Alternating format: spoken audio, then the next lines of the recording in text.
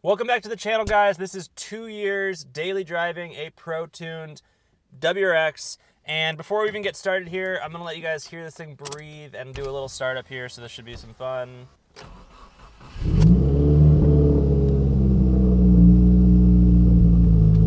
Today is actually a pretty warm day, so that wasn't too bad. In today's video, I'm gonna tell you guys literally everything that I've learned, everything that I've experienced, and this is kind of a review of a daily driven, pro-tuned Subaru WRX. If you're new to the channel, I have a 2016 Subaru WRX. I've been pro-tuned through Bren Tuning for 2 years. A quick recap of what I'm running. I'm running a Cobb intake. I'm doing a nameless catback, an encaded NVIDIA J-pipe, Cobb electronic boost control solenoid. I used to be running a Grimspeed electronic boost control solenoid. I've got my access port and I'm Bren tuned. So I've done a pro tune at Bren Tuning, which was a lot of fun. And I think I made about 315 wheel horsepower with mechanical and translational losses is roughly about 400 horsepower to the crank of this car. So it's easy to clickbait you guys and say I have a 400 horsepower Subaru WRX. The reality of it is, once you're tuned, most of this community goes off wheel horsepower and not crank horsepower. So if you know anything about cars, that is a significant thing. And when someone says 400 horsepower, you're like, wow. But if you know nothing about cars and someone says they have 400 horsepower, they think any other 400 crank horsepower car is the same. There's the quick, 2 cents there. I've had some crazy experiences with this car over the past 2 years, and I want to tell you guys about that. I will tell you about whether or not I would do this again and whether or not I want to do this again and whether the WRX is the car that I would choose to live this experience with. Because honestly, it's been mainly positive, but there have been some pretty crazy negatives, and I'll talk about all that in this video. But before we get fully into it and fully started, I wanted to roll a clip that I put together for the 1 year daily driven pro tune. It's like one of my favorite clips of this car, just showing what it's all about, and I'll roll that now.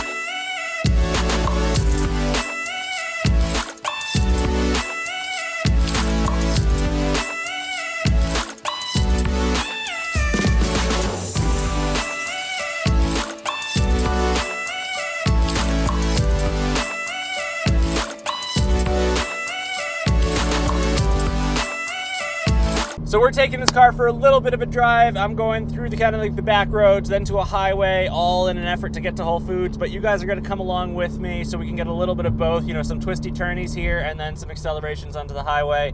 So it should be a lot of fun. So I'm gonna start with some of the positives about this car, and then we'll get into the negatives, because overall, my experience has been very positive. I absolutely love this car. So the first question is, would I do this all over again after 2 years as a daily driver? And I think the answer is, And the reason I don't have a firm answer there is because this car is a wonderful daily driver. It's a wonderful car tuned. If I didn't have to drive it every day and stop and go traffic, I would do this over and over and over and over again. And to be frank, I'm gonna have a WRX in my driveway for the rest of my life, specifically this generation. I can see myself at 60 years old, when we're all driving electric cars, having one of these things that's pro-tuned in my driveway, because I absolutely love this car. Is it a great ride from neutral to first, maybe to second, but really neutral first, neutral first, neutral first for 2.5 hours each way every day? I'd probably rather have an automatic, but that's a kind of a different question altogether. And I realize that not everybody's in that situation. So generally as a daily driver, if I were to lessen that traffic even just by 1 or 2 days and have to experience it 3 or 4 days out of the week, I would 100% stay with this car. And to be honest with you, there isn't another car that I'd trade it with. I love this car. Now, if you're in a situation where you don't have to do any highway driving or traffic driving and it's still a daily driver for you, I 110% recommend this car. I would do everything again. I would probably go a little bit further in my journey with power. I may still, but it's definitely one of those cars that's kind of like your beginner sports car, you know, maybe the second stage, depending on where in life you are. And you can quickly run down the ability to be reliable, and I'll talk about that in a little bit because I've had my fair share of reliability issues. Beyond that, like this car, like I think the positives, the best way to say it is this car is a dream to drive, and you know that's it. I don't think there's much else you can say about it. It is just pure driving experience, and one of the hardest things to show on camera is I love to take this car out in the city of Boston, in these back roads at night where I can, you know, have a little bit more space and push it a little bit more.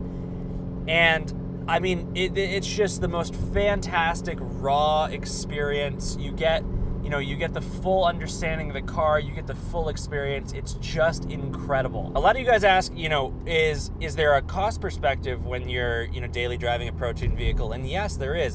It's mainly a risk, is my opinion, because some of your costs are a little bit higher. You know, you're running only premium gas, which is what you should be doing anyways. You're probably tuned around one kind of gas, so you always have to get gas from that gas station. For me, it's Shell V-Power. You know, you're doing oil changes maybe a little bit more often, but overall, your experience really isn't otherwise more expensive.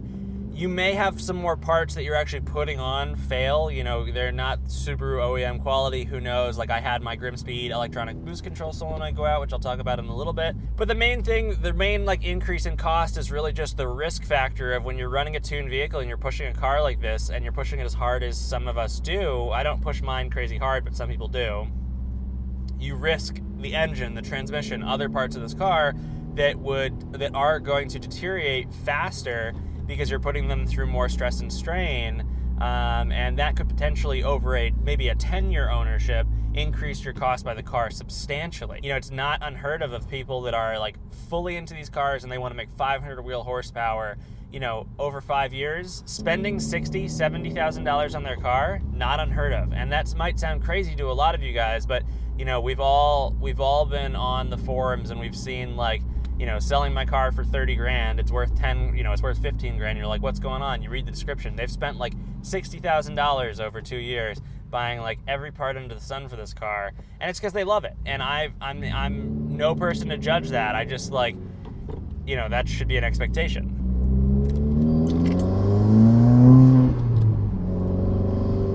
This car, I mean, again, we're like talking, that was like 30% throttle. This car is so fun. I'm hoping you guys can actually see this footage. It's like kind of bright even though it's cloudy.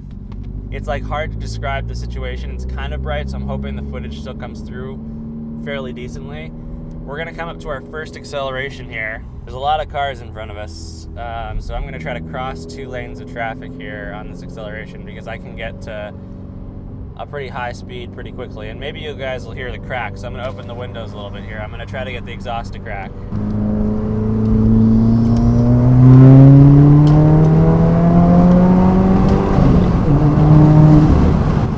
No crack, but you probably can't see the speedometer, but I just went from maybe like 25 to 85 just right there,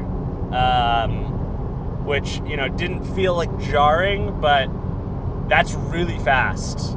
You know, like this isn't, I never like to say this car is like fast. There are certainly other cars that are a lot faster, but there's no beating around the bush. What just happened was quick. I mean, that's really quick. I love this car, and I'm gonna keep daily driving it until I end up getting the next car, which I'm madly trying to do because I want to add a car to the channel, and that has nothing to do, and that does not reflect at all about this car. But let me talk to you about some of the downsides that I've experienced that are probably not completely out of the norm, and you might experience if you're daily driving a Pro-tuned vehicle. So the 2 hardest things that I've dealt with are like actually really small problems that didn't cost me a lot of money. The cost of those two real problems were not being able to drive the car for a significant amount of time. The reoccurring problem that I've been facing with this car is actually regarding passing inspection. So I live in Massachusetts, and we have to do like an OBD2 plug-in inspection where you're allowed to have one like driving cycle not ready up. And when you're driving a ProTune vehicle, often you know, if you've got a J-pipe or just, you know, any ProTune vehicle, often you're not going to ready up all those cycles. And they can ready up, and if they ready up, just make sure you don't change the battery, because I think at one point I did have everything readied up after like a year of driving, and then I had to change my battery, and then I was back in the same spot. Getting those driving cycles to ready up ends up always taking me a lot of time, and I end up lapsing over my inspection and not being able to drive for, you know, weeks on end, which is really crappy and a huge negative. So like, let me cycle back there. So what ends up happening is I go and I fail inspection so I can get the extension, because you know, 2 months before inspection, I start doing drive cycles. And yeah, that sounds crazy, but it takes like doing drive cycles like once a day for like 2 or 3 months essentially to get everything to ready up. And it's just all luck, in my opinion, from what I've experienced. This is 2 years in the making, and I would say over the past 2 years waiting for it to get inspected, I still drive it past inspection, which is a huge no-no, but I do it at like 1 in the morning to run my drive cycles. But it's really not being able to use my car during the day for like, I've probably lost over the past 2 years, maybe almost 4 months, because the first time I didn't understand what was happening, and I had a bunch of tuners look at it, and the answer was just, you've just got to do your drive cycles. So that was a huge negative. And then the other thing that happened to me was my Grimspeed electronic boost control solenoid went out, and I didn't understand that it went out, and that was just a bunch of diagnosing, so not driving the car for some time. And then since then, I've had a few like little boost problems that I can't recreate. There hasn't been a fix to it. I just like can't get into boost sometimes, and the car kind of sputters sometimes when it's trying to like, it basically almost stalls out on me. It's happened twice over the past 2 years, and I've taken it into Bren Tuning. They haven't been able to find anything wrong with it. Typically, they start driving it and it's not a problem anymore. So those have been my two experiences that are negative, and they really aren't costly. It's just not being able to drive the car for some time. So I'd say actually over the past 24 months, because it's been 24 months as of this month of being pro-tuned, over the past 24 months, I haven't been able to drive this car for about 5 months of it. About 1 month of that was because of a mechanical reason, and 4 months were because I couldn't pass inspection, which is probably a me problem, but it is a problem that I'm not the only one that's experiencing. But it's not every WRX that experiences this. It's only like 20%, and I can't explain why. Nobody can tell me why, and I haven't found a fix, so just every year I have to deal with it. At some point, I'll probably just start bringing it back to stock and then retuning it, like reinstalling everything at inspection time. I hope you enjoyed my comprehensive 2-year daily driven ProTune WRX review. I don't know if this is what you were expecting. I didn't want to make some glamorous like beauty shot video, because I think these are the videos that are most important, because when you're considering ProTuning your WRX, or you're considering a WRX and you want to ProTune it, no one really tells you the reality of what's going on in those 2 years. And it's all beauty shots, and like, you're always like, oh, this is amazing, and you know, these things are great. But the reality is that they're not all, you know, they're not all butterflies and flowers. Is that the statement? I don't know what the statement is. So hopefully this is a reality check for you guys, and it gets you excited about doing this, because again, I've had some negatives, but I've also had some wonderful positives, and I wouldn't trade it. I wouldn't trade it. I'd do it again, and I'd do it again, and I'd do it again, and it would never change. So hopefully you guys enjoyed the video. Thanks for watching, guys. Cheers.